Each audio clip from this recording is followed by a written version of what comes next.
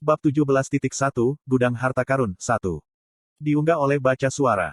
Jangan lupa like dan subscribe, agar kami makin semangat upload lebih banyak. Sebelum Gillette memberi selamat kepada Eugene, pandangannya tertuju pada anak-anaknya sejenak. Yang tertua, Ewart, bahkan belum mencapai pusat labirin. Dia telah menghabiskan terlalu banyak waktu untuk mempelajari berbagai perangkap magis dan monster dalam perjalanannya ke sana. Sejujurnya, Gillette tidak puas dengan hasil ini. Dia tahu bahwa putra sulungnya memiliki minat yang luar biasa pada sihir sejak dia masih muda. Karena jenis sihir ini tidak sering ditemui, dapat dimengerti jika Edward diliputi rasa ingin tahu. Namun, baginya untuk memprioritaskan keingintahuannya sendiri daripada menunjukkan bakatnya selama upacara kelanjutan garis darah yang penting ini, Gillette mau tidak mau merasa kecewa, baik sebagai seorang patriark maupun seorang ayah. Di sisi lain, penampilan Ciel dan Cian membuatnya merasa cukup puas. Si kembar telah mampu berjalan ke tengah tanpa menghadapi kesulitan besar dari jebakan atau monster. Meskipun mereka tidak bisa mengalahkan Minotaur, itu hanya karena kedua anak itu masih belum dewasa. Dan ketidakdewasaan dapat dikompensasikan dengan pengalaman. Kalian semua menunjukkan penampilan yang luar biasa, kata Gillette sambil berhenti fokus hanya pada anak-anaknya dan berbicara kepada peserta yang tersisa. Dia menganggukkan kepalanya dengan tulus saat dia tersenyum pada semua orang sebelum melanjutkan, dari sini, kami dapat melihat semuanya saat kalian masing-masing menghadapi labirin. Sementara kami mengharapkan ini menjadi cobaan yang menantang, kalian semua telah melakukannya dengan sangat baik.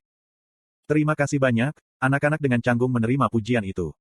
Gargit telah menatap Eugene dengan mata terkejut, sekarang dengan cepat mengikuti dan menundukkan kepalanya bersama yang lain. Sejujurnya, dia merasa sedikit malu. Setelah pertempuran sengitnya dengan troll, dia tidak bisa mencapai pusat labirin. Dezra dan Cian juga merasakan rasa malu yang sama, tetapi untuk alasan yang sedikit berbeda. Dezra bahkan tidak mampu melakukan pertarungan yang tepat melawan Minotaur, dan Cian membiarkan dirinya bingung ketika cahaya pedangnya gagal muncul, menyebabkan dia bertarung dengan cara yang, bahkan menurut pendapatnya sendiri, tidak bersemangat. Eugene, kata Gillette. Eugene, yang baru saja dipanggil, menyeringai. Dia geli karena bahu Cian terkulai begitu berat, meskipun dia juga merasa sedikit penasaran. Di dalam labirin, dia bahkan tidak melihat sekilas Ewart, putra tertua keluarga utama. Meskipun dia berpikir bahwa Ewart tampaknya tidak memiliki keterampilan dan kepercayaan diri yang diharapkan untuk seseorang dengan posisinya, Eugene tidak pernah membayangkan bahwa Ewart bahkan tidak akan mampu mencapai pusat labirin. Mungkin itu sebabnya Edward juga membungkukkan bahunya dan menghindari tatapan semua orang. Meskipun kelihatannya lucu bagiku untuk menunjukkan hal yang jelas seperti ini, kamu menunjukkan penampilan terbaik di antara 9 anak yang berpartisipasi dalam upacara kelanjutan garis darah tahun ini. Terima kasih banyak, kata Eugene sambil menundukkan kepalanya dengan rendah hati. Dia pikir akan lebih menarik untuk memberikan kesan sederhana daripada bertindak terlalu bangga. Caramu menangani jebakan dan monster sangat sempurna, terutama ketika Anda melawan troll secara langsung. Tidak seperti anak-anak lain, kamu bahkan tidak menerima luka ringan dalam prosesnya, Gillette melanjutkan pujiannya. Tidak mungkin, seru Gargit dalam hati.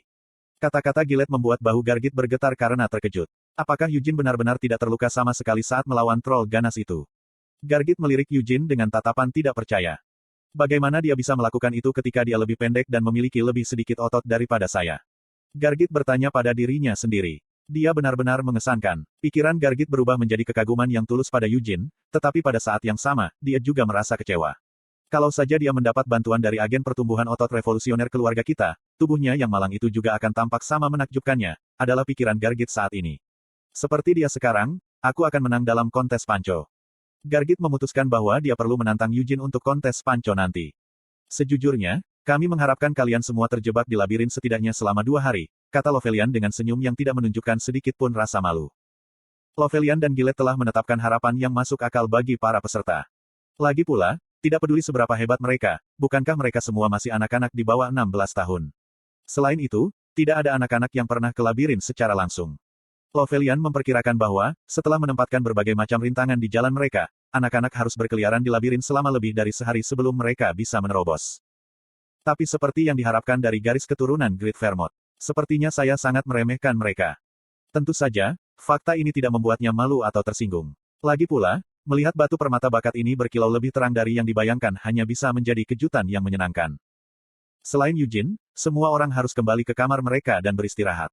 Saya ingin mengadakan perjamuan besar malam ini, namun, kami tidak tahu bahwa kalian semua akan muncul begitu cepat, dan saya khawatir kami tidak dapat mempersiapkan perjamuan sebelumnya. Setelah memberitahu anak-anak lain, Gillette menoleh ke Eugene sambil tersenyum. Dengan demikian, kalian semua dapat beristirahat dengan baik hari ini, dan kami akan mengadakan perjamuan besok. Adapun Eugene, kamu bisa ikut denganku. Ya, Tuan, Eugene mengakui. Apakah kamu akan memberinya hadiahnya sekarang? Ciel bertanya, matanya berbinar penasaran. Gudang harta bawah tanah adalah lokasi terlarang, bahkan bagi mereka yang mewarisi darah keluarga utama, hanya patriark yang diizinkan masuk dengan bebas. Sejak usia muda, Ciel telah meminta izin ayahnya untuk mengunjungi gudang harta karun bawah tanah bersamanya, tetapi bahkan Gillette, yang memiliki kelemahan seperti itu untuk putrinya, tidak mengizinkannya menemaninya ke gudang harta karun sekalipun. Konten iklan. Tidak ada alasan untuk menunda, jadi bukankah lebih baik jika dia memilih lebih cepat? Gillette berkata sambil menepuk kepala Ciel. Sejujurnya, Gillette juga penasaran untuk melihat item mana yang akan dipilih Eugene dari gudang harta karun. Lovelion secara pribadi mengantar anak-anak lain kembali ke kamar mereka, sementara Eugene dan Gillette menuju ke rumah keluarga utama. Jalan mereka cukup jauh, jadi mereka berdua mulai berpikir untuk membicarakan sesuatu. Kamu cukup ahli untuk bisa menggunakan banyak senjata, komentar Gillette, memecah kesunyian. Meskipun dia tidak melihat kembali ke Eugene, berkat kehangatan dalam suaranya, mudah untuk menebak ekspresinya saat ini. Aku tidak terlalu buruk, Eugene mengakui. Kau lebih dari tidak buruk. Aku melihat penampilanmu di labirin, dan caramu menggunakan pedang dan perisaimu benar-benar mahir. Lagi pula, bukankah kamu menggunakan tombak untuk mengalahkan Qian dan Desra? Gillette sepertinya sudah mendengar cerita lengkap pertarungan Eugene dengan Desra. Ini tidak mengejutkan, karena perdebatan mereka terjadi di tempat terbuka, di mana salah satu pelayan pavilion bisa melihatnya. Iya, saya suka tombak karena itu adalah senjata yang menyenangkan untuk digunakan, jawab Eugene. Dan pedang. Gillette mendorong. Pedang juga menyenangkan. Selain itu, senjata apa lagi yang kamu suka gunakan? Aku juga suka busur. Meskipun menembak sesuatu dari jauh tidak begitu menyenangkan, mengenai target dari jarak jauh bisa sangat menyenangkan. Eugene mencoba menggunakan nada yang sesuai dengan usianya saat berbicara dengan Gillette. Sejujurnya, di awal kehidupan barunya, dia tidak merasa perlu melakukan hal seperti ini. Eugene berpikir bahwa tidak apa-apa untuk mengakui bahwa dia bereinkarnasi dengan ingatan kehidupan lamanya. Namun, semakin dia memikirkannya, semakin sulit baginya untuk mengungkapkan kebenaran. Jika dia mengakui bahwa dia dulunya adalah Hamel yang bodoh, tetapi dia sekarang bereinkarnasi sebagai keturunan Vermont, siapa yang akan percaya pengakuan konyol seperti itu tanpa bukti? Juga, dia merasa akan sangat menyakitkan untuk mengakui bahwa dia telah bereinkarnasi sebagai keturunan Vermont dengan mulutnya sendiri. Dan itu akan sangat memalukan. Tidak akan terlalu buruk jika dia baru saja mengakuinya dari awal. Tapi dia sudah berpura-pura menjadi anak kecil selama 13 tahun. Jika dia mengungkapkan kebenaran pada saat ini, rasanya yang dia terima hanyalah tatapan kasihan. Dengan kebanggaan Eugene, sama sekali tidak mungkin untuk menyambut tatapan kasihan seperti itu. Sepertinya juga akan ada masalah. Tidak banyak yang diketahui tentang perjalanan pahlawan dan teman-temannya dari 300 tahun yang lalu. Setelah tiba-tiba meninggalkan penaklukan mereka terhadap Raja Iblis yang tersisa, kelompok pahlawan yang kembali tidak mengungkapkan banyak tentang alasan mereka untuk perubahan rencana yang tiba-tiba atau rincian perjalanan mereka.